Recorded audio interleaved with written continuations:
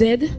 Et en ce soir, il voudrait certainement révéler en nous le chrétien, en nous celui qui voulons être fidèles, fidèles constamment. Un chrétien, je voudrais être à l'image de ton nom.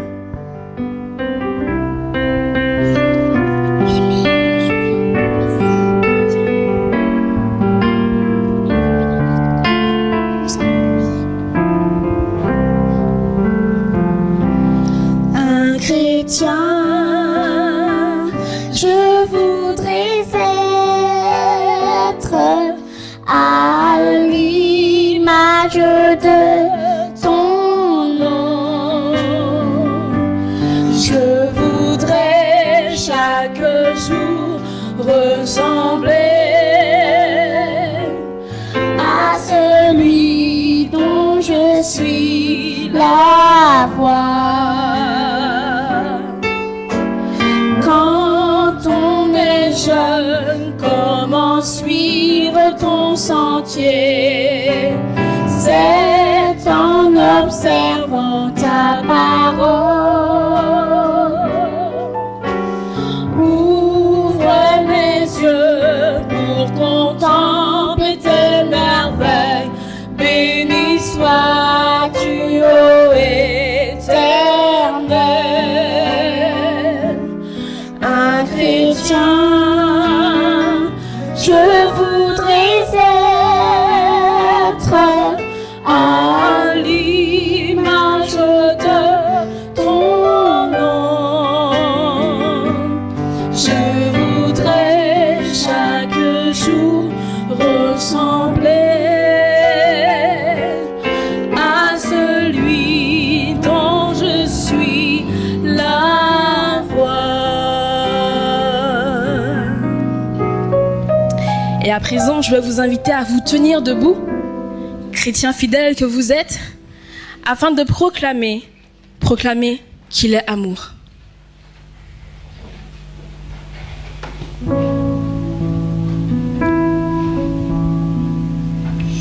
Dieu de l'infini.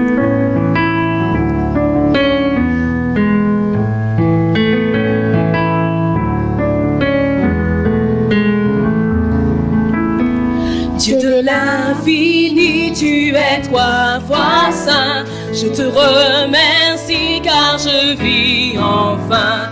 Tu donnas ton Fils pour me racheter. Par son sacrifice, je suis sauvé. Je veux me lever pour proclamer que tu es amour, proclamer ta grâce dans ma vie, proclamer et crier au monde entier que tu es le seul unique, proclamer que tu es amour, proclamer ta grâce dans ma vie, proclamer et crier au monde entier que tu es le seul unique Dieu d'amour.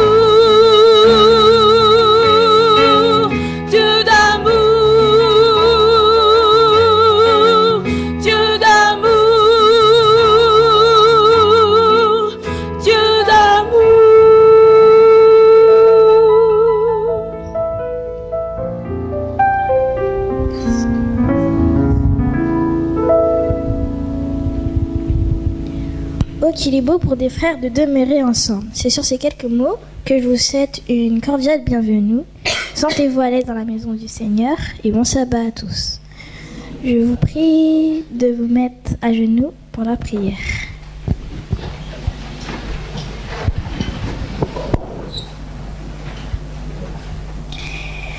Merci Jésus pour la semaine que tu nous as fait passer. Merci pour le sabbat que tu nous donnes.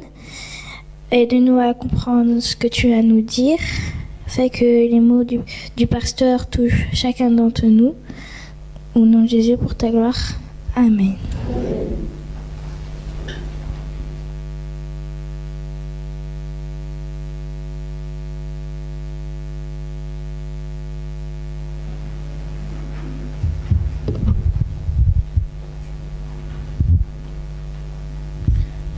Je vous invite à prendre vos Bibles dans Apocalypse 22, verset 11.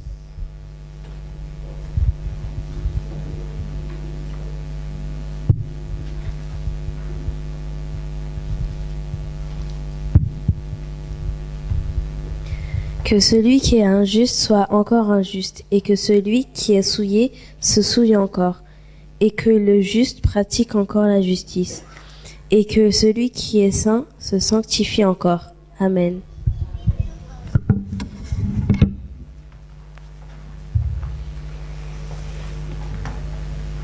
Bonsoir. Vous avez passé une bonne journée? Par la grâce de Dieu. Proclame sa grâce. Amen. Nous avons passé une semaine formidable.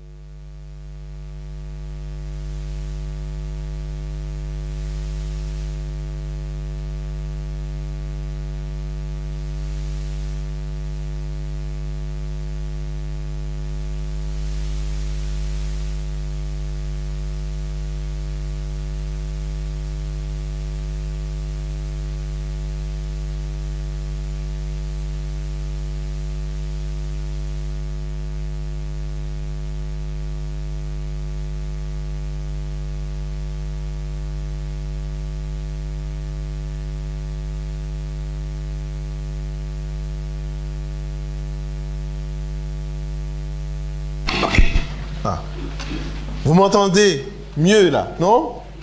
Merci beaucoup aux techniciens.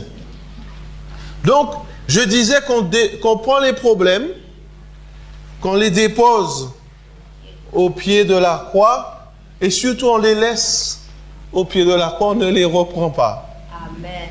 Parce que lorsqu'on a déposé nos problèmes au pied de Jésus, c'est pour qu'il puisse trouver la solution, qu'il puisse nous aider à proclamer toujours sa grâce, quelle que soit la situation. Notre sujet de ce soir, la fin du temps de grâce. C'est vrai, toute bonne chose a une fin. C'est vrai. Même la grâce a une fin.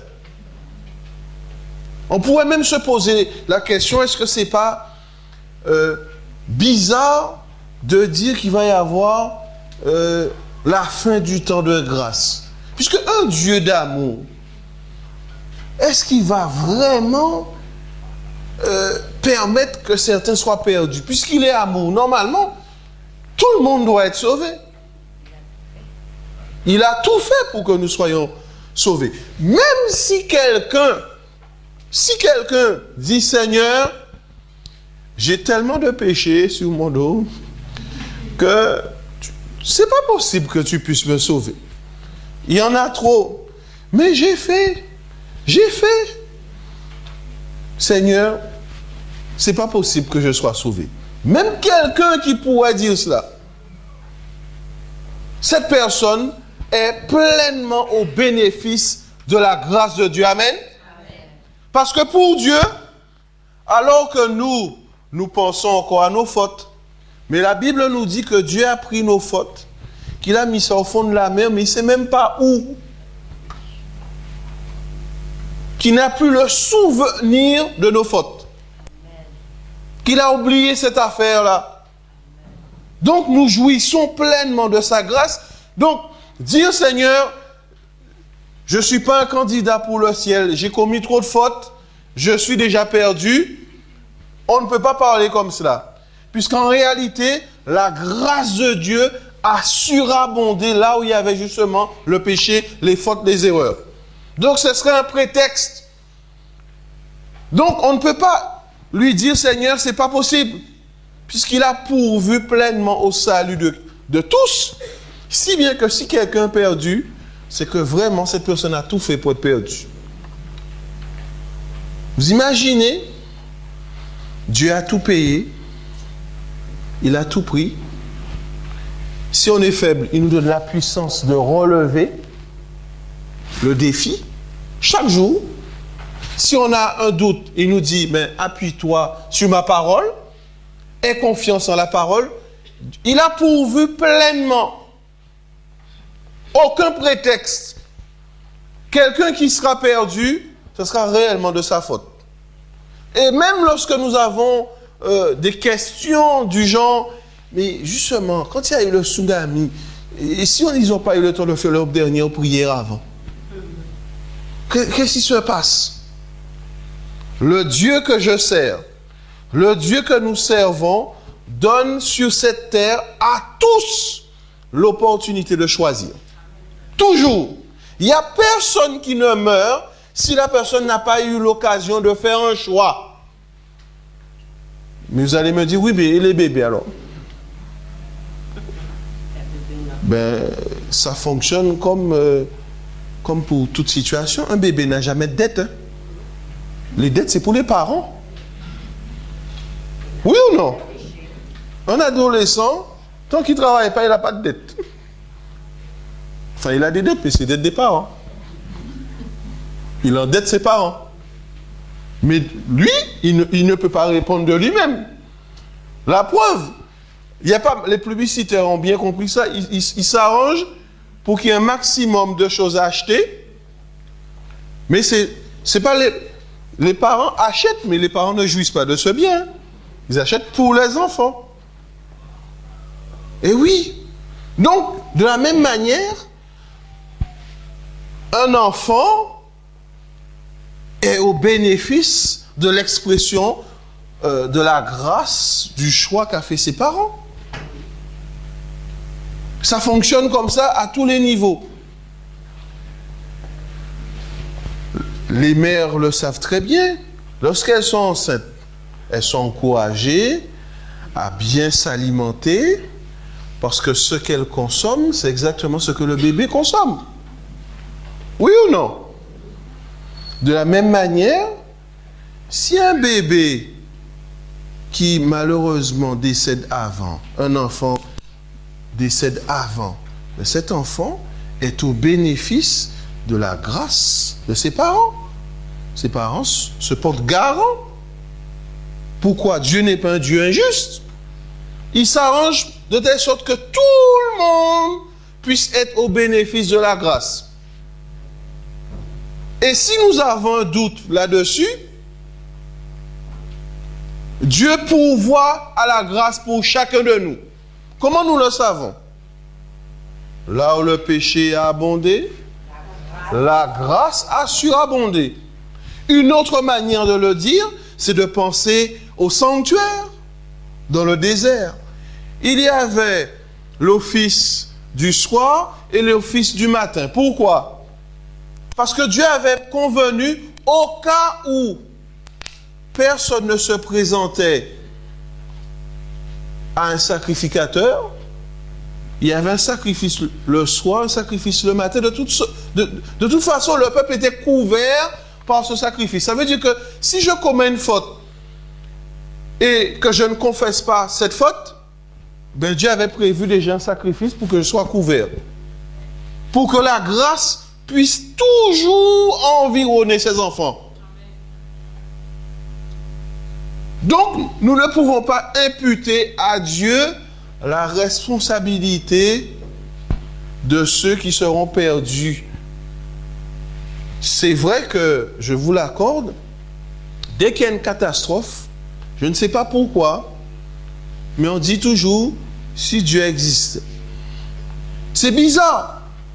Dieu, il a bon dos. Personne ne dit, c'est la faute de Satan. J'ai jamais entendu une seule personne dire, si tout cela est arrivé, c'est à cause de Satan, c'est parce qu'il y a un adversaire contre Dieu.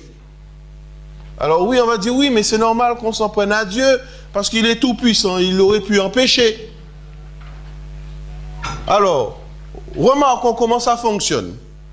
C'est l'homme qui a la bonne idée de construire des centrales nucléaires, mais c'est Dieu qui doit empêcher les conséquences.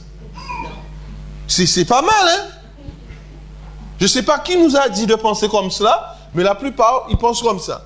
On a eu la bonne idée de construire les centrales nucléaires là où il ne faut pas, mais c'est la faute de Dieu.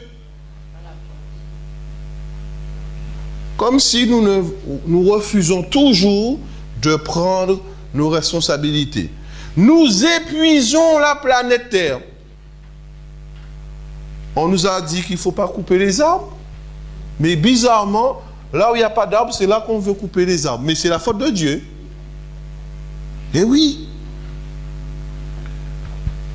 Le Seigneur a mis à sa disposition sa grâce, la puissance de son esprit. Mais lorsque nous ne progressons pas spirituellement, qu'est-ce que nous disons? C'est le Seigneur, tu m'as oublié, tu bénis tout le monde sauf moi.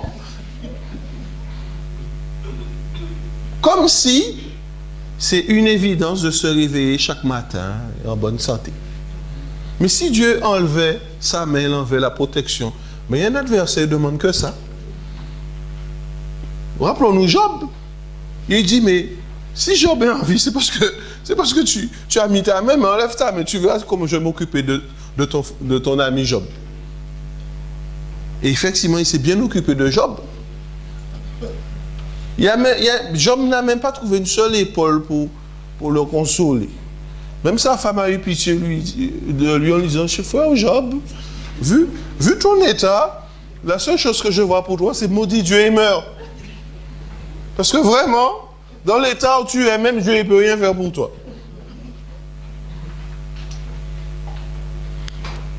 Nous voyons comment nous avons une vision erronée de cette grâce de Dieu.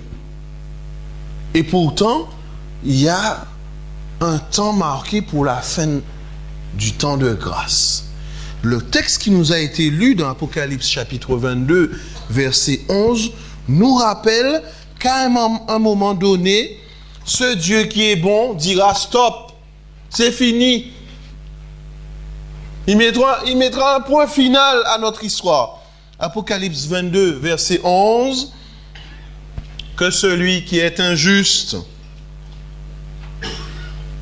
soit encore injuste, que celui qui est sale se salisse encore, que le juste fasse encore la justice, et que celui qui est saint soit encore consacré.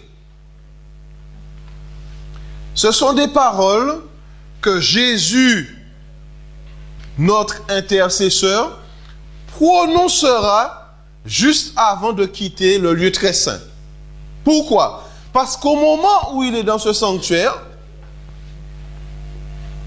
encore aujourd'hui, il intercède pour chacun, c'est-à-dire qu'il nous représente auprès de son Père en disant, c'est vrai, il a péché, elle a péché, mais il reconnaît, et en plus, j'ai offert mon corps, mon sang pour lui, pour elle.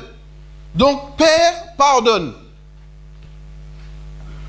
Et il y a tellement d'amour et de grâce dans ce désir de nous pardonner, c'est que Jésus dit, Père, pardonne-leur, car ils ne savent pas ce qu'ils font. Ça veut dire que Jésus dit à son Père que nous sommes tellement imprégnés, touchés par ce qui est mal, que le plus souvent, nous n'arrivons pas à voir l'impact de nos choix. Comme si le mal nous a fait perdre la raison. Donc, Père, pardonne-leur, car ils ne savent pas ce qu'ils font. C'est de cette manière que Jésus présente notre situation auprès du Père pour que nous soyons au bénéfice de la grâce. Mais un jour, il mettra un terme à cette intercession. Un jour, il dira, c'en est fait. Pourquoi? L'humanité se dirige tout droit vers ce qu'on appelle la fin du monde. Et la fin du monde s'accompagne de ce qu'on appelle un jugement.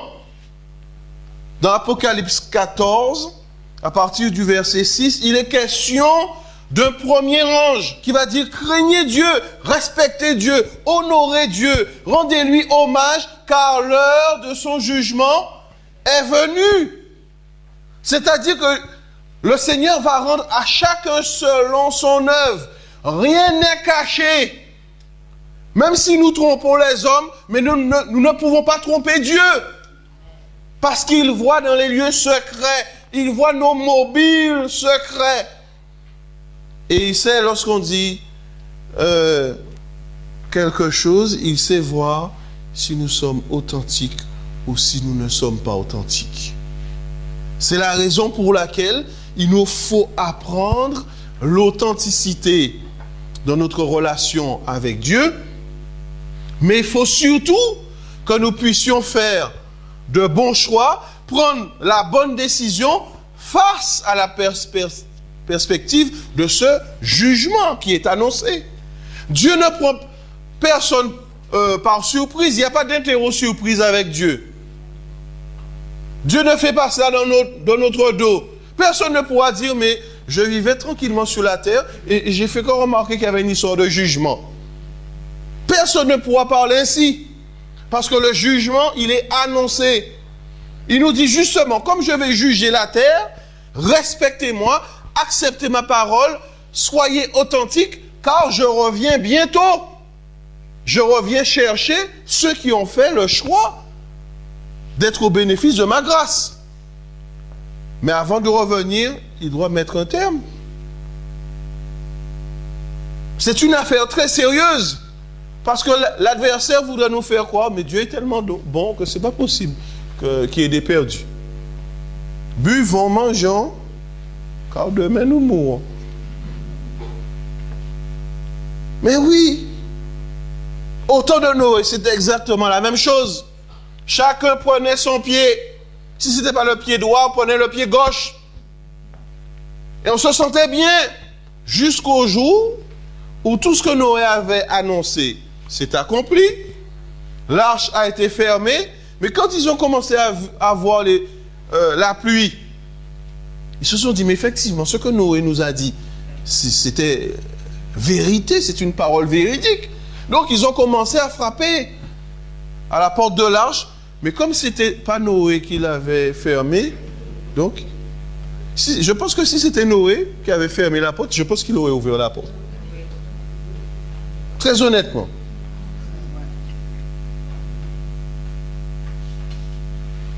Seulement, lorsque Dieu dit « c'en est fait, stop !» Il sait pourquoi, parce qu'il faut mettre un terme à l'escalade du mal. Pourquoi Dieu va-t-il à un moment donné mettre un stop? Parfois, lorsque nous parlons de la fin du temps de grâce, nous disons, mais on ne comprend pas pourquoi Dieu il doit encore attendre. Qu'est-ce qu'il attend? Est-ce que Dieu n'est pas fatigué de voir des tsunamis? Est-ce qu'il n'est pas fatigué de voir des explosions partout, la guerre? Et parfois, les images sont même cryptées, on ne nous montre même pas parce que tellement on est choqué. Ça, c'était il y a quelque temps, mais maintenant on n'est même plus choqué puisque c'est tout le temps qu'on voit ça. Si bien que le jour où ça se fait réellement, on pensera que c'est un film. Vous savez, quand il y a eu le 11 septembre, beaucoup ont pensé que c'était un film d'Hollywood.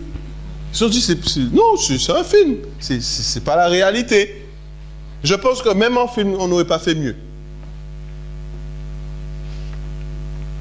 Parce que on est devenu, entre guillemets, blasé. C'est pas grave. De toute manière, les catastrophes, c'est dans d'autres pays. Rappelons-nous le 11 septembre.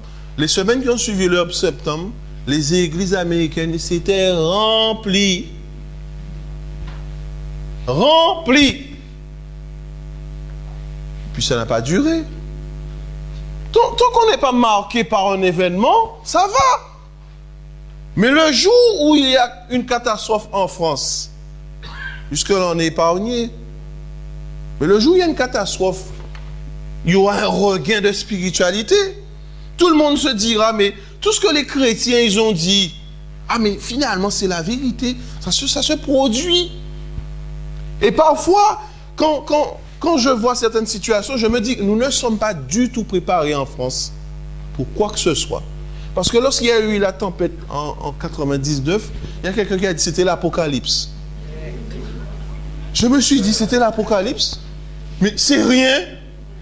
On n'a rien encore vu. On n'a pas encore été secoué.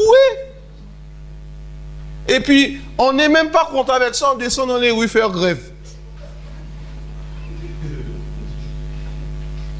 Mais oui, on n'a rien encore vécu de terrible. Lorsqu'il ça fera 3-4 jours qu'on est sous terre, on n'a pas encore mangé, on ne sait pas si on verra ce 5e jour, là on pourra commencer à parler. Et là, on verra si on croit vraiment ou si on ne croit pas. C'est dans la difficulté qu'on verra notre foi. On raconte que parmi les mineurs, vous vous rappelez des mineurs chiliens, ils ont fait une telle expérience, c'est là qu'ils ont compris à la fois leur petitesse, mais la grandeur de Dieu. Amen. Parce que lorsque ça fait plusieurs jours, vous comptez les jours, dans l'obscurité, je me dis, mais combien de temps est-ce qu'un jour on verra la lumière? C'est des questions très importantes. Pendant qu'il est encore temps, on doit se poser les bonnes questions, faire les bons choix, car la grâce aura un terme. Un jour, en étude biblique, un jeune m'a posé la question, mais pourquoi Dieu ne peut pas nous sauver malgré nos fautes? Parce qu'il est bon. Et j'ai répondu, c'est vrai que Dieu est tenté de faire cela. Quand Dieu voit la somme de personnes perdues, il est tenté de faire cela. De nous sauver et de dire finalement ils iront tous au paradis. Mais vous savez pourquoi il ne peut pas faire ça? Parce que si je ne suis pas préparé pour aller au paradis, le jour où je suis au paradis, ça devient invivable. Vous savez pourquoi? C'est trop calme au paradis. Il n'y a pas assez de mouvement. C'est bizarre, tout le monde s'aime. Il n'y a pas de chip. Il n'y a pas de... C'est trop calme. C'est trop calme, il y a quelque chose de bizarre. Parce que ça ne va pas dans l'ordre normal. Il n'y a pas de regard croisé. La personne qui n'est pas préparée pour le paradis sera gênée d'être au paradis. Il ne va pas se sentir à l'aise. On se dit, mais ce n'est pas ma place. Ces gens-là sont trop bien. C'est bizarre, ils s'aiment, ils font toujours ce qui est bien. Il n'y a pas un mot plus fort que l'autre. Ce n'est pas des humains, ça. Et cette personne, ce sera trop difficile pour cette personne de vivre au ciel. Donc, pour épargner à ces personnes la douleur de se retrouver dans un monde où il n'y aura pas le mal, alors Dieu préfère se séparer de ses créatures. C'est terrible, ça. Et si vous me dites que non, j'extrapole, remarquons une chose. Quand tout va bien, on cherche des problèmes nous-mêmes. Pourquoi? Tout va bien. Et là, je m'adresse aux sœurs. Tout va bien à la maison. Mais c'est bizarre. Il est à l'heure. Il ne parle pas. Il a fait les courses. Il s'est occupé du gazon. Il a tout fait. C'est tellement calme qu'il faut créer une dispute. Mais oui, c'est trop calme. Il faut le taquiner un peu pour voir s'il n'est pas mort, parce que c'est bizarre, il ne réagit pas. Je passe devant lui en nuisette, rien, il est tranquille, il est dans sa Bible, il médite. Non, il faut le provoquer un peu, pour voir s'il ne va pas réagir. Bien souvent, on fait cela. Tout va bien dans notre vie, mais curieusement, on va chercher un problème là où il n'y en a pas.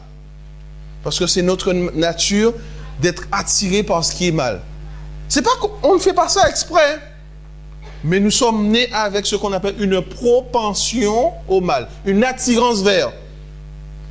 Et lorsqu'on apprend à être attiré par ce qui est bien, c'est parce que le Saint-Esprit nous fait renaître de telle sorte qu'on apprenne à avoir goût par rapport à ce qui est bon.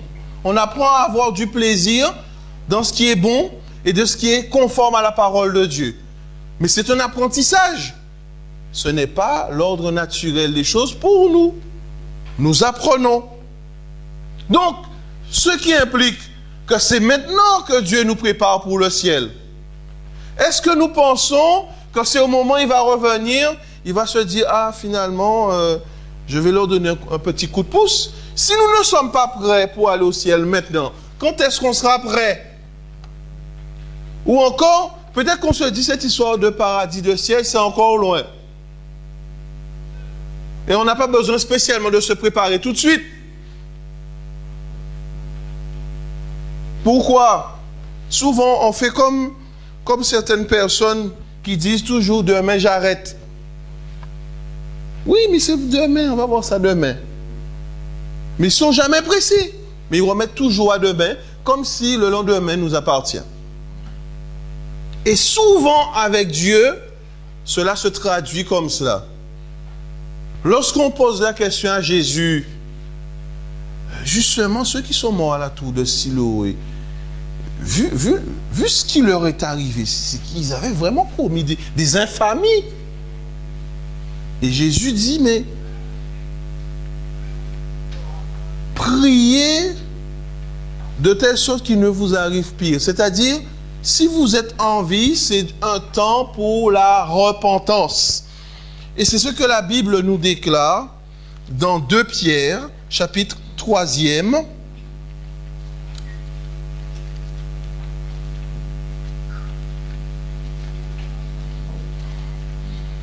Et nous lisons le verset 9. 2 Pierre 3, verset 9. Voilà ce que l'apôtre Pierre va dire lorsqu'on lui pose la question, mais finalement, tu nous avais prêché que Jésus revient, mais jusqu'à maintenant, on ne l'a pas encore vu. Qu'est-ce qui se passe véritablement? Parce que pour Pierre, pour Paul, pour Jacques, les premiers apôtres, Jésus allait venir de leur vivant. Et voilà ce qu'il va répondre au verset 9. Le Seigneur ne retarde pas l'accomplissement de la promesse, comme quelques-uns le pensent. Il est patient envers vous. Il ne souhaite pas que quelqu'un se perde, mais que tous accèdent à un changement radical. Dans votre texte, vous avez certainement le terme repentance ou encore conversion. Dieu ne tarde pas, il n'est pas en retard. Il est ponctuel. Son plan est bien ficelé. Il sait exactement quand est-ce qu'il viendra. Il ne viendra pas avant. Il le sait. Il n'est pas en retard. Mais il use de patience de telle sorte que tous puissent dire « Oui Seigneur, j'accepte de venir à toi. J'accepte de te donner mon cœur. J'accepte ce changement radical que tu désires dans ma vie. » C'est pour que nous soyons sauvés que Dieu nous donne du temps.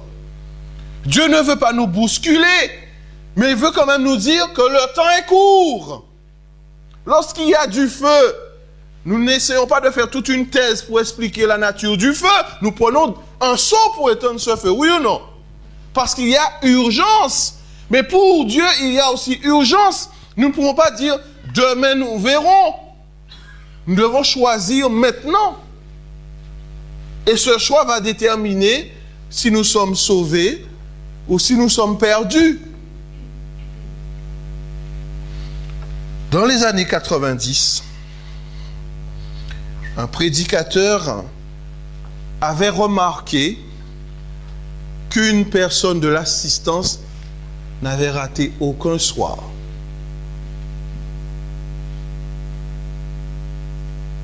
Et tous avaient l'impression que ce soir-là en particulier, il prêchait que pour cette personne. En lui disant, repens-toi, viens au Seigneur, accepte-le. Sa prédication devait durer 45 minutes, il a prêché 1h30.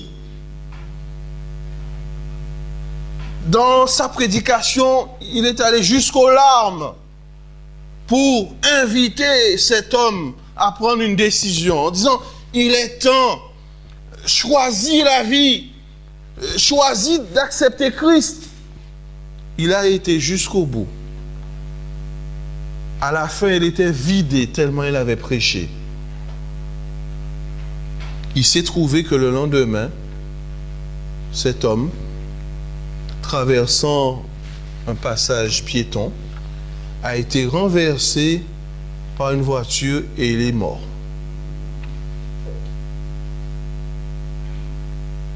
Nous pouvons dire que pour cet homme, ce soir-là, c'était son dernier soir. Nous ne savons pas quand est-ce que ce sera notre dernier soir. Mais Dieu, il le sait. Et nous ne pouvons pas prendre l'habitude de dire « Ah, mais j'aurai le temps, quand je serai plus grand, ou quand j'aurai telle et telle condition. » Nous faisons avec Dieu comme des adolescents. Quand tu vas m'acheter un balai, je vais nettoyer la chambre. Et une fois qu'on a acheté le balai, quand tu vas m'acheter un aspirateur, ça sera nickel.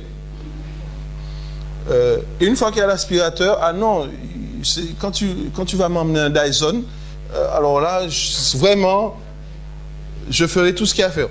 On utilise avec Dieu le même processus. On a toujours une excuse, un prétexte pour ne pas faire le choix. Pour ne pas dire oui Seigneur, je viens.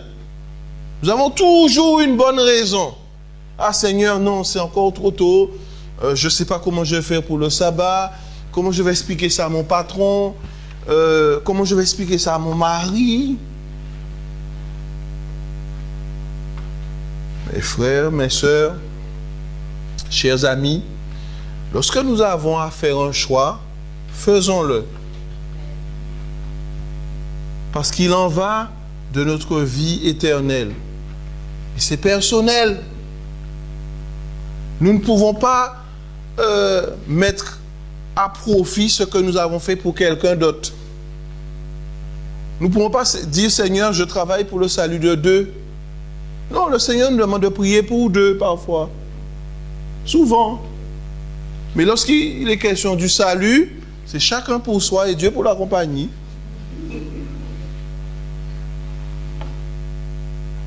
Parce que le salut arrive jusqu'à nous. Dieu s'arrange pour cela.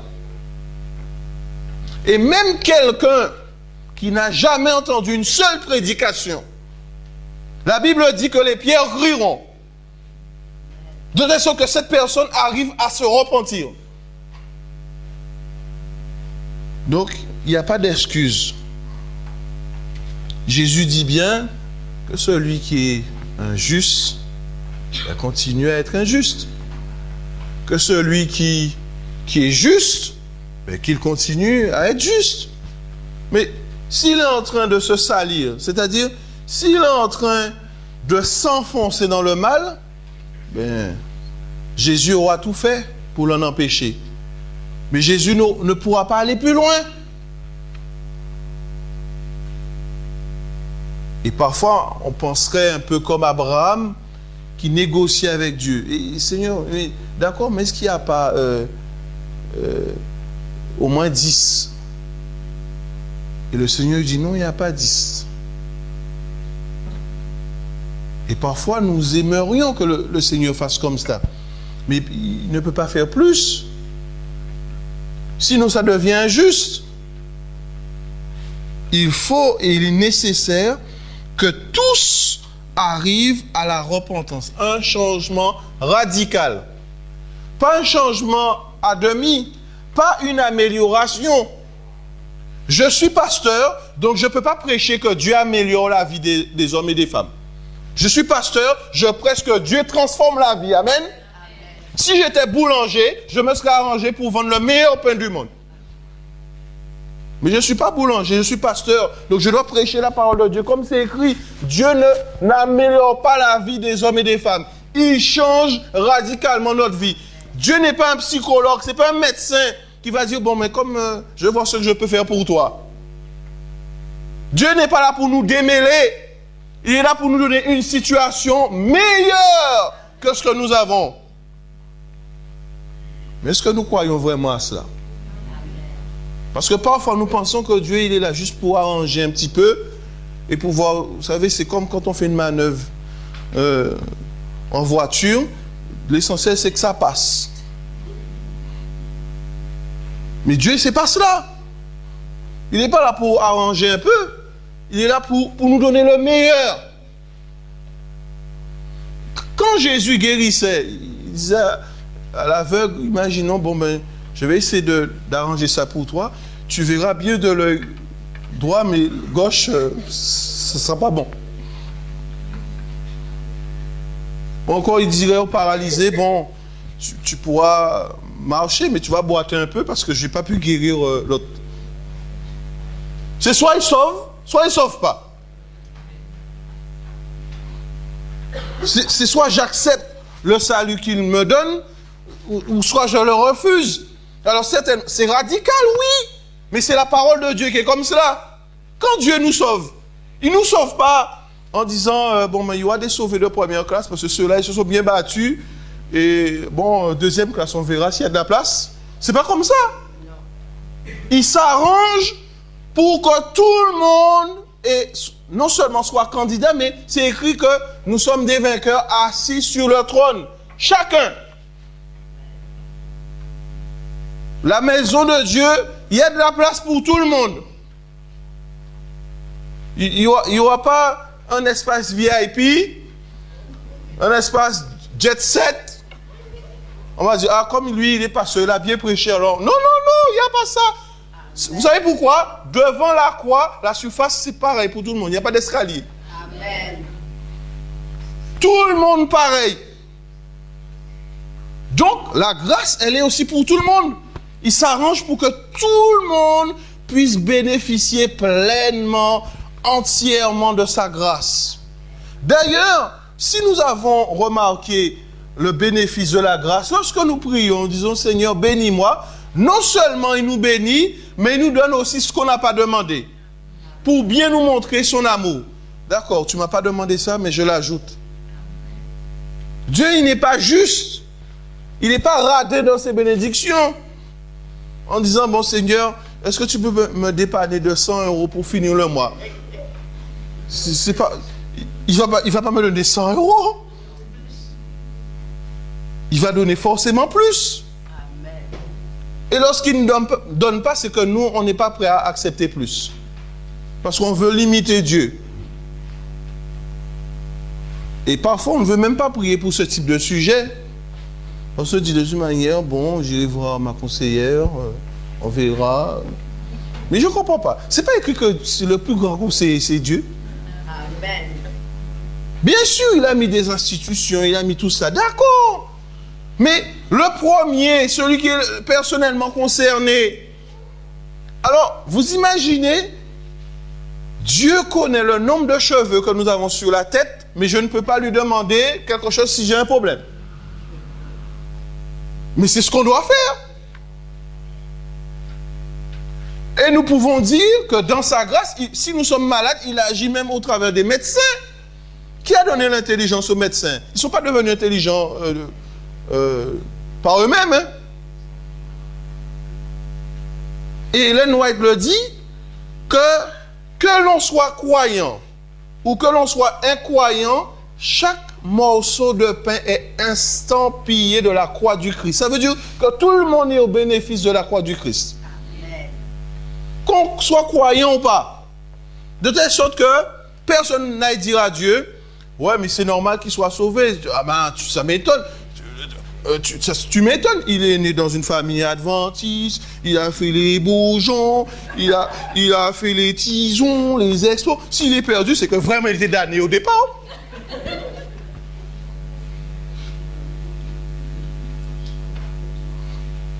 Mais oui. Mais Dieu, il ne fait pas de préférence. Il donne à tout le monde la possibilité. C'est pareil. C'est nous qui avons inventé, bon, il faut quand même prendre certaines résolutions, il faut faire attention.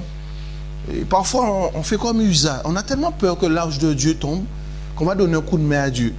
Je suis pasteur, je peux vous dire que c'est la dernière chose que je cherche à faire parce que je ne veux pas mourir comme Usa. C'est l'arche de Dieu. Si ça doit tomber, eh bien Dieu va relever son arche lui-même. Amen. Il m'a dit de faire en sorte que, mais il ne m'a pas dit d'empêcher que ça tombe. Il ne m'a pas donné cette mission-là. Mais nous, on veut faire à la place de Dieu. On veut empêcher. Mais si vraiment les affaires de Dieu tombent, excusez-moi, mais les affaires de Dieu, on commence avec 12 illettrés. Ils savaient faire que la pêche. Ça, ils savaient bien faire. Pêcher. Prendre des poissons, ça, oui. Mais c'était 12 illettrés. Ils n'ont pas été dans des facultés, ils n'ont pas étudié, ils ne savaient rien. Et l'évangile est arrivé jusqu'à nous. Amen. Ils ont bouleversé le monde. Ils étaient 12. À partir de rien. Et vous voulez me faire croire que Dieu ne peut pas s'occuper de son œuvre?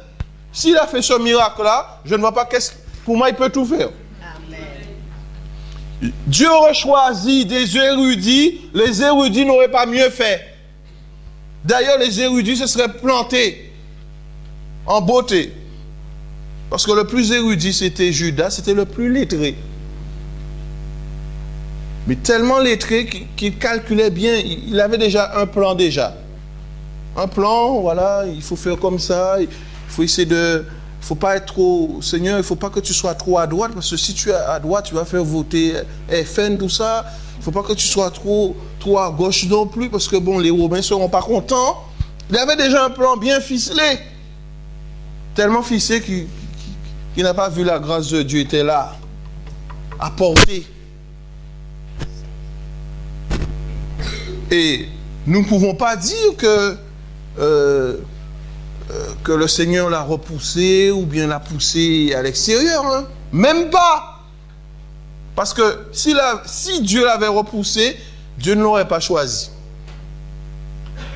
En tout cas, personnellement, il n'y a que Dieu pour faire ça. Parce que personnellement, si par exemple on nous dit qu'il faut choisir des anciens, et parmi les anciens, je sais qu'il y a un traître, je ne vais pas choisir un traître, moi. Jamais je ferai ça. Il n'y a que Jésus pour faire ça. Cet amour-là nous dépasse. Amen. Pourquoi il va choisir un traître? Quel intérêt? Ah mon frère, admettons, je ne sais pas, on va t'inventer un métier. Tu es commercial, tu as beaucoup d'argent, tu cherches un associé. Si on te dit que j'ai mauvaise réputation et que je parle souvent avec la caisse, tu vas me prendre comme associé? Ah mais voilà. Et pourtant on est frères. Hein? Mais tu as raison en affaires, il n'y a pas de frère. Eh oui. Et vous savez pourquoi il a choisi Judas? Pour aimer Judas. C'est la seule raison valable. Juste pour l'aimer. Pour lui montrer, je sais tout ce que tu vas faire, mais je vais te montrer que je t'aime vraiment. S'il y a une chose dont tu vas te souvenir, c'est que je t'aime. Mais Judas a quand même fait son choix. Il s'est disqualifié par rapport à la grâce de Dieu.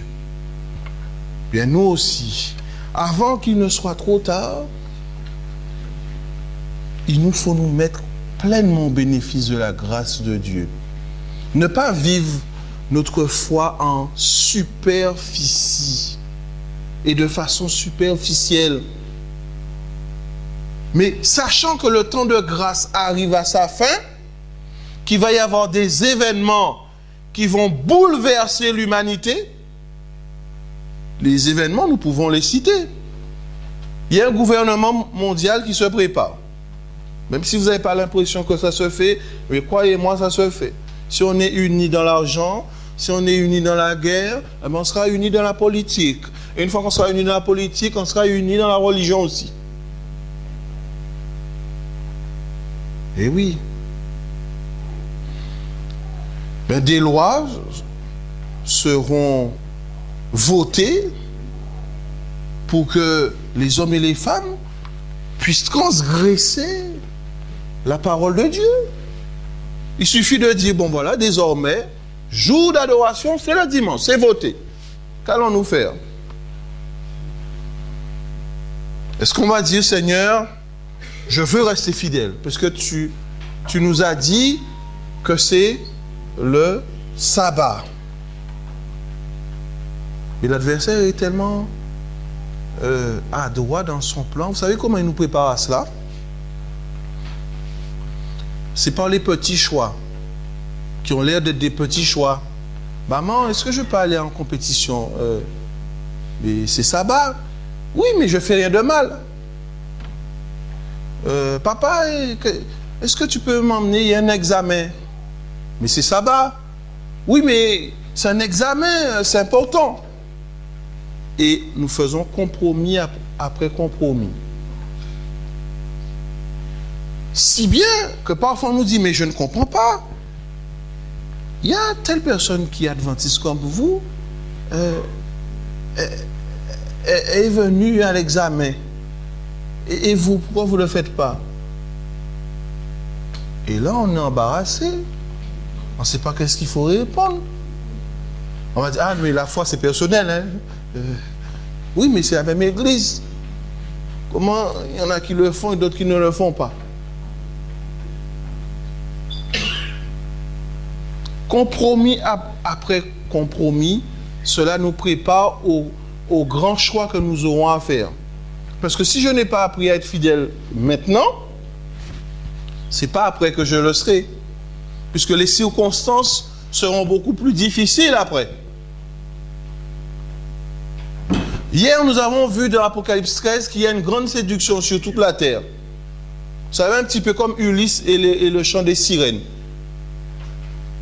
Les marins, ils se disaient pas, mais je suis tellement fort, peu importe la sirène qui va arriver, qu'elle soit jolie, peu importe, c'est pas grave, je ne tomberai jamais. Non, ils étaient obligés de s'attacher au mât. Parce qu'ils savaient très bien que s'ils n'étaient pas attachés au mât, ben qu'ils périraient. Nous de même, il nous faut être attachés au mât qu'est Jésus-Christ. Parce que le diable cherche à séduire même les élus. Il y a une différence entre être appelé et être élu. Il y a beaucoup d'appelés, peu d'élus. Cependant, la cible, ce n'est pas tellement les appelés, mais les élus. Parce que celui qui est élu, c'est qui s'est engagé, c'est qui s'est donné entièrement. Et comme il s'est donné entièrement, il devient dangereux. Parce que lorsqu'il y a un élu quelque part, cet élu arrive à communiquer le désir de marcher avec Dieu autour de lui, si bien que d'autres aussi veulent devenir des élus. C'est pour ça que c'est dangereux pour l'adversaire.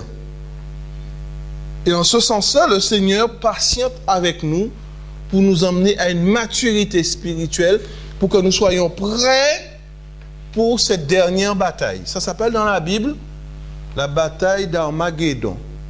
Ça ne sera pas une bataille avec des armes,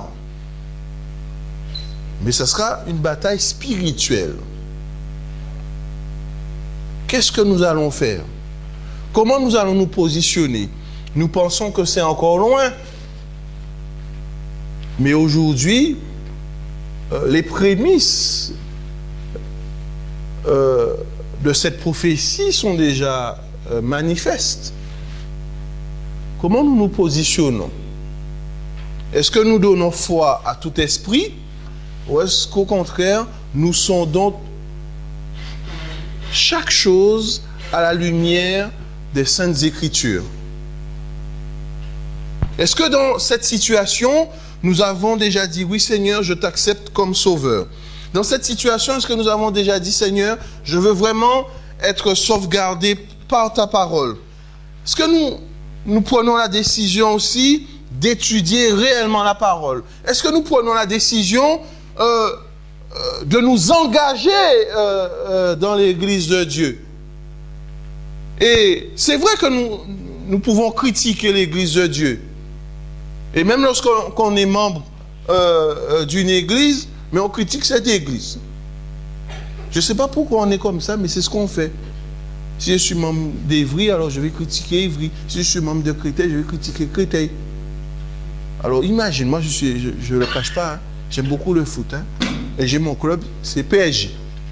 Alors, ceux qui sont contents, soyez contents. Si vous n'êtes pas contents, bon, ben, je ne peux pas faire grand-chose pour vous. Mais c'est mon club. J'aime beaucoup. Enfin, je ne mets pas d'argent dedans, mais j'aime beaucoup ce club. Alors, parce qu'il joue mal, je vais critiquer mon équipe? Non, non, non. Ça reste toujours la meilleure équipe. Même s'ils ont perdu, ça reste toujours la meilleure équipe. Parce que je suis un vrai supporter. Si je supporte mon équipe seulement quand ils gagnent, je ne suis pas un bon supporter. Mais oui, il ne faut pas qu'on soit des supporters ingrats quand la France joue contre un pays. Ah, on est pour la France, mais quand c'est France-Brésil, ah, Brésil à fond.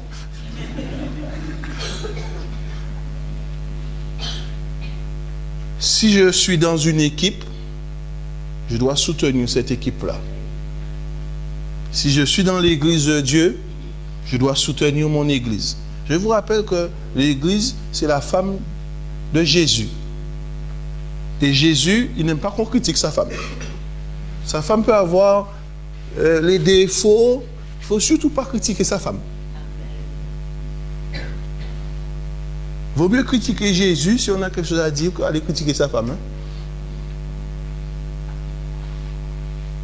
Et pourquoi je vous dis ça? Parce que comment je fais pour m'engager dans une église que je critique? Bien sûr, il y a des choses à améliorer. Nous savons tout ça. Il n'y a pas tout, il n'y a que ça. Que des améliorations, des progrès. Même nous, déjà si on commençait par progresser, ce serait déjà bien. Hein? On veut que tout le monde progresse, sauf nous. Mais c'est vrai. Tout le monde doit changer, sauf moi. C'est bien ça. Mais je ne me dis jamais qu'ils ont besoin de changement, mais moi j'ai surtout besoin de changer. Et si je commençais par accepter le changement que Dieu veut opérer dans ma vie, comme ça je verrai les autres différemment. J'arrêterai de soupçonner que ce qu'ils font c'est du mal. Ils verraient dans mon attitude, dans ma manière d'être, l'amour. Or, ils ne voient que des critiques. Comment nous allons nous positionner face à tout cela? Parce qu'une fois qu'on a entendu proclamer la grâce de Dieu, on ne peut plus vivre de la même manière. On ne peut plus penser de la même manière. On est obligé de revoir le type d'engagement que l'on a, le type de relation qu'on a. C'est vrai que la société nous a appris à voir Dieu et moi. Oui, mais si c'est Dieu et moi, pourquoi nous venons ensemble à l'église alors? Je peux le rencontrer chez moi, puisqu'il est partout. Ah, mais oui, certaines personnes vont dire, ah, mais moi je viens à l'église, c'est pour Dieu. Hein. C'est pour Dieu, parce que si ce n'était pas Dieu, je ne viendrais pas. Eh bien, si c'est pour Dieu, ben, tu peux rester à la maison, puisque tu peux rencontrer Dieu à la maison. N'abandonnons pas notre assemblée comme c'est la coutume de quelques-uns. Voilà ce que dit la parole. Et il n'a pas mis de condition, il n'a pas dit, vous pouvez abandonner votre assemblée si on manque d'amour, si on vous a critiqué, si on vous a fait ci, si on vous a fait ça. Quand on vous a fait tout ça, alors vous pouvez rester à la maison. C'est pas ce que la Bible dit. La Bible dit justement, puisque tu as vu qu'il n'y a pas d'amour dans l'église, eh bien, apporte l'amour. Oui ou non? Puisque tu as vu qu'il n'y a pas de compréhension dans l'église, eh bien, apporte la compréhension. Il y aura au moins une personne qui l'aura fait. Mais souvent, nous voulons que les autres puissent changer. Mais nous refusons ce changement pour nous-mêmes. Nous ne sommes pas crédibles. Puisque lorsque nous demandons et que nous partageons notre expérience de vie, notre expérience de foi avec d'autres personnes, et qui découvrent notre église, il faut aussi qu'ils se positionnent. Comment ils vont se positionner? Ils ne vont pas simplement nous croire sur parole. Ils vont croire d'après ce qu'ils auront vu également. Pourquoi nous le pensons? Dans la vision d'Apocalypse, il y a cette première vision des 7 chandeliers, vous vous rappelez? Et il y a un homme qui marche au milieu des 7 chandeliers et qui est lumineux. Mais il se trouve que la lumière du Christ réfléchit sur les chandeliers. Avant de voir Jésus, on voit d'abord les chandeliers. L'église est la vitrine du Christ. L'église, c'est le corps des croyants qui sont disciples de Jésus et qui se préparent pour ce retour de Jésus. Donc les premiers concernés par le message pour la fin du temps de grâce, c'est bien l'église. Parce que si le jugement commence par la maison de Dieu, quel sera le sort des incroyants? Et si Jésus devait venir ce soir, quelle serait notre condition? Ah oui, c'est facile, on pourrait dire, ah mais de toute manière, il ne viendrait pas.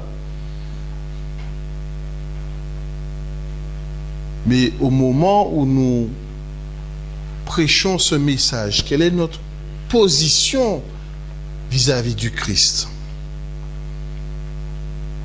Sommes-nous capables de dire, Seigneur, je te donne ma vie, je te donne ce que je suis, j'accepte de m'engager avec toi. Est-ce qu'il y a des personnes parmi nos invités, parmi nos habitués, qui n'ont pas été baptisés? Est-ce que je peux voir les mains de ceux qui n'ont pas encore été baptisés? Non, levez bien la main, il n'y a pas de... Ceci, je vous avais dit qu'il y avait 100 € à la clé, peut-être que... Ah ben oui, justement, vous pouvez baisser la main. Justement, un jour, un prédicateur, il a mis en relief ça, pour illustrer auprès des auditeurs que lorsque le cœur a fait un choix, eh bien, ce choix dépasse même toute valeur financière. Vous savez ce qu'il a fait? Il a pris un billet, à l'époque c'était des francs, il a pris un billet de 100 francs, il a bien froissé, et il a pris un cadeau, bien emballé, et il a fait venir un beau Jean. Et il lui a dit, qu'est-ce que tu préfères? Ce billet que j'ai ici ou le cadeau? Qu'est-ce que l'enfant a choisi? Le cadeau. Pourquoi? Parce que pour l'enfant, l'argent ne constitue pas une valeur fondamentale. Ce qui est important, c'est le cadeau reçu. Quel cadeau nous recevons de la part du Seigneur? Et lorsque nous nous posons cette question, nous pouvons déjà être certains au moins d'une chose, que le Seigneur s'est déjà donné lui-même comme cadeau. Amen. Il s'est déjà offert lui-même comme cadeau. Donc, puisque le Seigneur s'est offert, quel est notre choix ce soir? Quel est votre choix ce soir? Si vous n'avez pas encore été baptisé, et qu'en ce soir, le Seigneur vous a touché par son Esprit Saint, et que vous vous dites, il est venu le temps pour moi de me positionner, de dire, oui Seigneur, je veux me préparer afin d'être baptisé. Si c'est votre choix, votre désir, alors je vais vous inviter à vous lever. À vous qui n'avez pas encore été baptisé. Et que vous pensez au baptême, et vous dites, Seigneur, il me faut prendre une décision. Je ne sais pas quand, mais je dois prendre une décision. Si vous ressentez ce désir en vous, alors vous pouvez vous lever. Si vous voulez aussi prendre la décision d'étudier toujours plus la parole, et que vous voulez vous engager dans une étude approfondie de la parole, je vous invite aussi à vous lever. Si vous désirez que quelqu'un vous accompagne dans l'étude de la Bible, parce que vous voulez découvrir, mais vous ne savez pas trop par où commencer, vous pouvez aussi vous lever.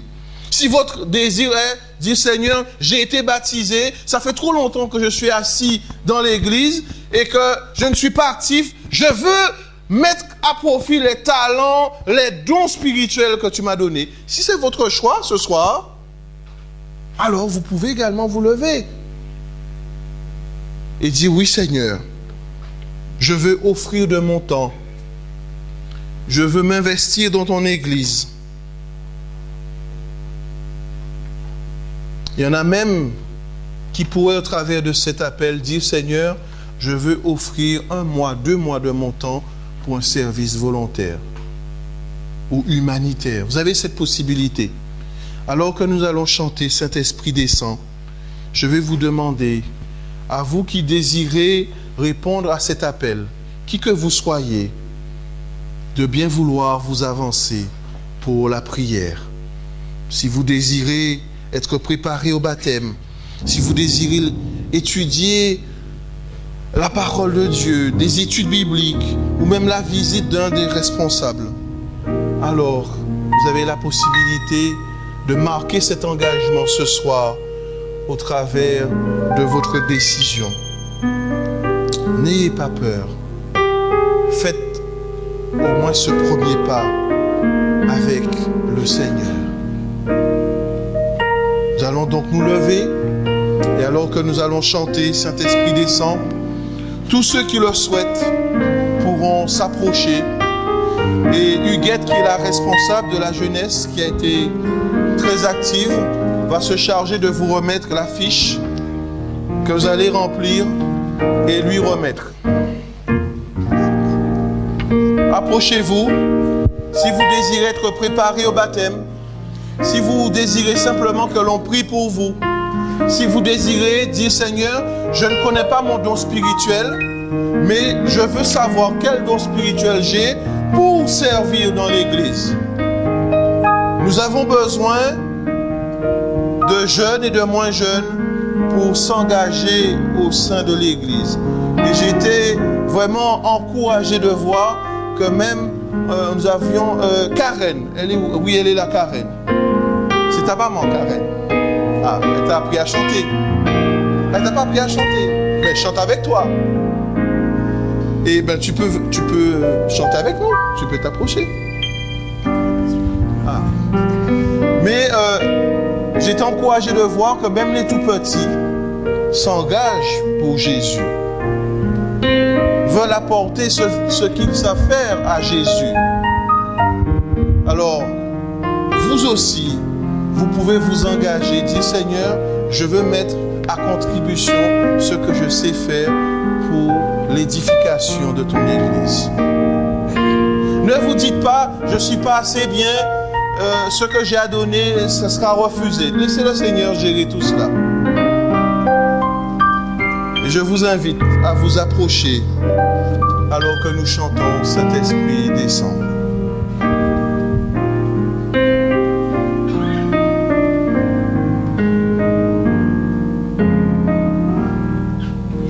Saint-Esprit descend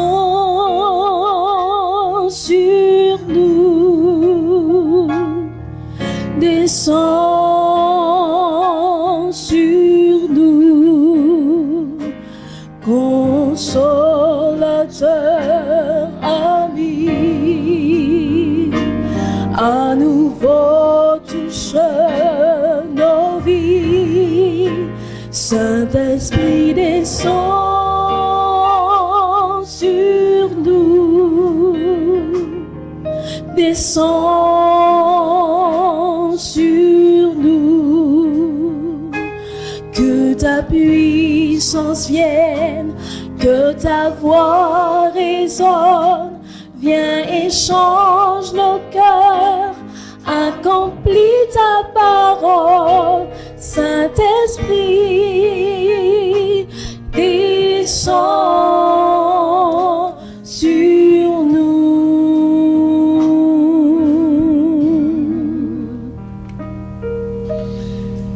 Vous avez la possibilité de répondre à cet appel. Approchez-vous encore, comme ça nous laissons place à ceux qui ne nous ont pas encore rejoints. Est-ce qu'on peut leur amener des stylos pour qu'ils puissent remplir les fiches, s'il vous plaît? Si vous voulez vous engager, si vous êtes déjà baptisé, vous pouvez vous engager, proposer vos dons et talents pour un ministère particulier. Si par exemple vous aimez chanter, vous savez chanter et vous voulez apprendre à chanter encore mieux pour être chanteur, alors vous pouvez vous approcher et signifier cet engagement. Si par exemple vous dites Seigneur, j'aimerais un jour prêcher ta parole avec force et puissance. J'aimerais un jour, Seigneur, prêcher et amener d'autres à te connaître. Vous pouvez aussi dire, j'aimerais recevoir une formation pour être prédicateur laïque. J'aimerais recevoir une formation pour donner des études bibliques, pour mettre les dons et talents au service de l'Église et au service de la communauté. Si vous n'êtes pas encore baptisé, que vous désiriez qu'on prie pour vous, ou encore que vous soyez visité, ou encore qu'on vous prépare au baptême, ou encore que vous puissiez recevoir des études bibliques, alors vous avez la possibilité de répondre à cet appel. Et l'équipe pastorale, donc le pasteur et les anciens vont se charger d'entrer en contact avec vous et de vous aider à à progresser spirituellement. Vous avez la possibilité ce soir de répondre à cet appel et de dire: Seigneur, pendant une semaine, ta grâce a été proclamée. Je veux moi aussi participer à la proclamation de ta grâce par les dons, les talents. Mais aussi, je veux me positionner, Seigneur. J'ai compris que ta grâce, elle surabonde. Alors, vous pouvez dire: Seigneur Jésus, je veux t'accepter dans ma vie. Je veux te donner mon cœur. Je veux, Seigneur, être préparé en vue d'être baptisé. Nous arrivons très bientôt à la fin du temps de grâce. Ce soir est encore un jour nouveau pour le salut en l'Éternel. Et il nous invite, aussi nombreux que nous le désirions, à dire: oui Seigneur, je veux croire et je veux être baptisé afin d'être sauvé.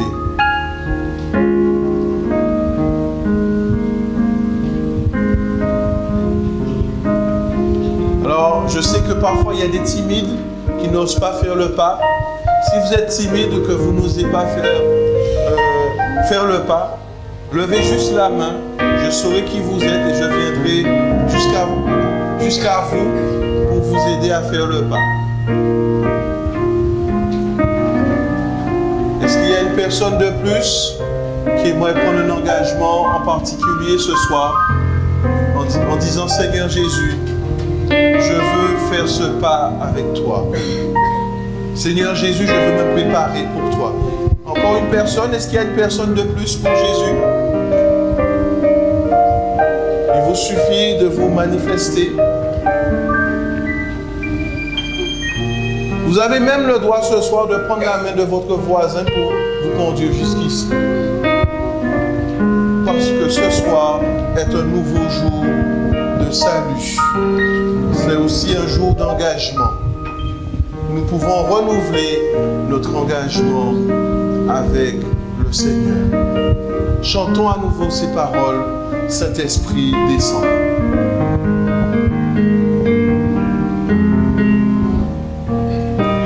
Saint-Esprit descend sur nous, descend sur nous, consolateur, ami, à nouveau touche nos vies. Saint-Esprit descend sur nous, descend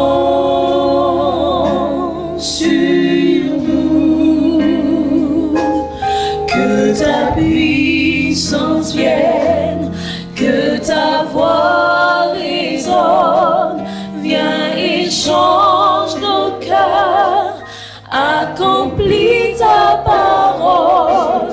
Saint-Esprit descend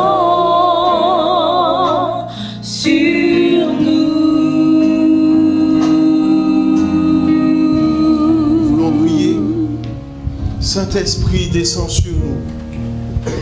Oh Saint-Esprit, nous te remercions de nous avoir visités ce soir. Nous te remercions de nous avoir visités au cours de cette semaine. Oh, merci Jésus d'avoir envoyé l'Esprit sur nous. Amen. Afin que ta gloire, Jésus, afin que ton caractère, Jésus, soit formé en chacun de nous. Merci Seigneur de nous avoir donné cette possibilité de jouir encore pleinement de ta grâce. Oh Seigneur, nous voulons te faire cette déclaration d'amour, que nous voulons vivre pour toi, Jésus, que nous voulons vivre de ta grâce, Jésus, que nous voulons t'accepter pleinement dans nos cœurs, Jésus. Oh Seigneur, merci de cet amour manifesté à la croix pour chacun, cet amour qui nous libère, cet amour où tu ne te souviens plus de nos fautes. D'ailleurs, Seigneur, tu ne nous vois plus comme des pécheurs, mais tu nous appelles frères. Tu nous associes à ton vaste plan du salut. Tu nous associes à ton règne. Tu as fait que tous ceux qui t'acceptent, tous ceux qui font le choix de dire « Oui Seigneur Jésus, je te veux comme sauveur personnel. » Oui Seigneur, tu as fait que nous soyons assis sur ton trône. Par la foi, nous croyons Seigneur que tu nous sauves. Nous croyons encore aujourd'hui en la puissance de ton amour, en la puissance de ta grâce. Donne-nous de vivre de cette vérité présente, que la grâce de Jésus guérit, que la grâce de Jésus relève, que la grâce de Jésus pardonne, que la grâce de Jésus sauve. Aussi, Seigneur, nous prenons cet engagement de proclamer ta grâce. Seigneur, je te glorifie pour tous ceux qui ont marqué leur engagement ce soir, en disant, oui Seigneur, je suis baptisé, je veux m'investir pour toi, te donner toute ma vie. Et aussi, Seigneur, pour ceux qui n'ont pas encore été baptisés, mais qui veulent se préparer pour cela.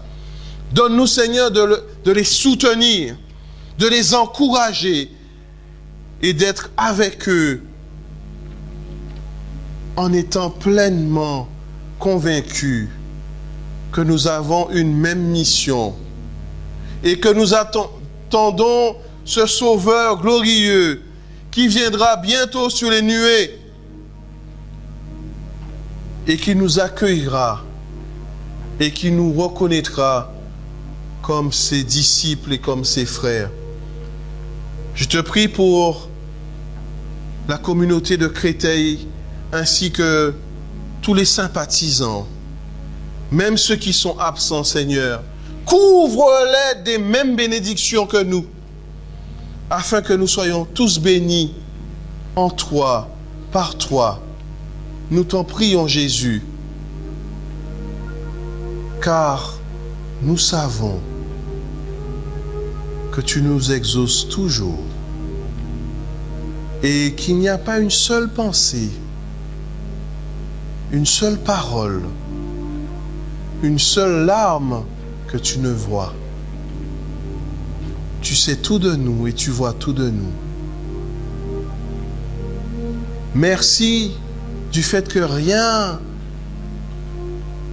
ne te fasse reculer.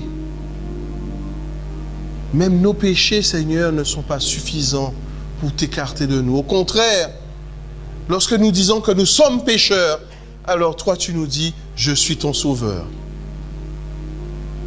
Merci Père de nous avoir donné ton Fils.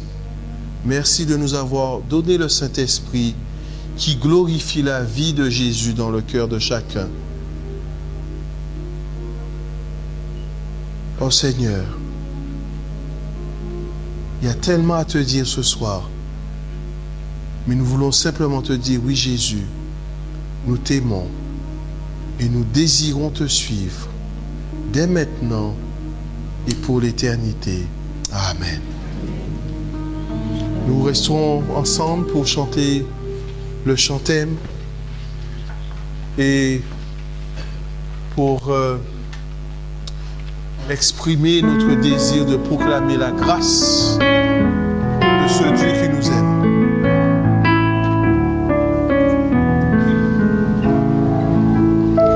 Dieu de l'infini, tu es 3 fois saint. Je te remercie car je vis enfin.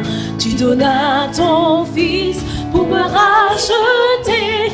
Dans son sacrifice, je suis sauvé. Je veux me lever pour proclamer que tu es amour, proclamer ta grâce dans ma vie, proclamer et crier au monde entier que tu es le seul unique, proclamer que tu es amour, proclamer ta grâce dans ma vie, proclamer et crier au monde entier que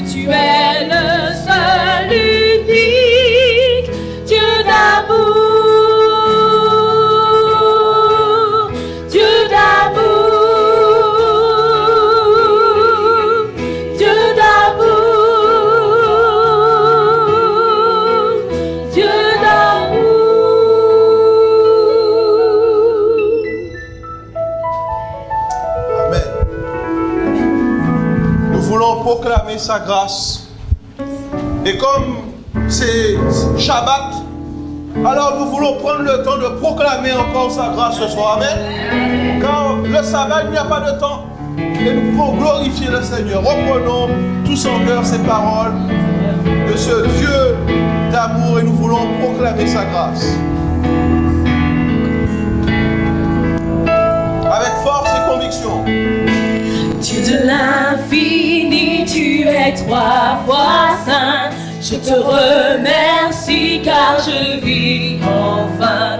Tu donnas ton Fils pour me racheter. Par son sacrifice, je suis sauvé. Je veux me lever pour proclamer que tu es amour, proclamer ta grâce dans ma vie, proclamer et crier au monde entier que tu es le seul unique, proclamer que tu es amour, proclamer ta grâce dans ma vie, proclamer et crier au monde entier que tu es le seul unique Dieu d'amour,